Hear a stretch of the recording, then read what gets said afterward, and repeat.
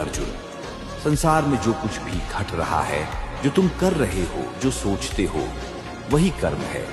कर्म केवल एक कार्य नहीं होता, वह एक ऊर्जा है जो तुमसे निकलकर ब्रह्मांड में फैलती है।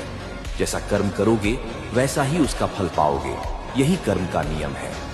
तुम भोजन करते हो, ये भी कर्म है। तुम किसी को दुख देते हो, ये भी कर्म है।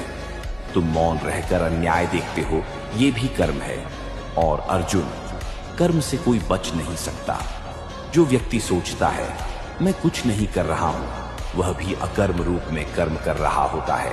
इसलिए मैंने कहा था, कर्मण्येवाधिकारस्ते मां फलेषु कदाचन। तेरा अधिकार केवल कर्म पर है, फल की चिंता तुझे नहीं करनी चाहिए। जब कर्म निष्काम हो, जब कर्म धर्म के साथ हो, तब वह मोक्ष की ओर ले जाता है। परंतु जब कर्म लोभ, मोह और अहंकार से बंधा हो, तब वह बंधन बन जाता है। अतः हे पार्थ, धर्म के पथ पर अडिग रह, कर्म कर, निष्कलंक, निस्वार्थ, क्योंकि कर्म ही तेरा धर्म है और वही तुझे तेरे लक्ष्य तक ले जाएगा।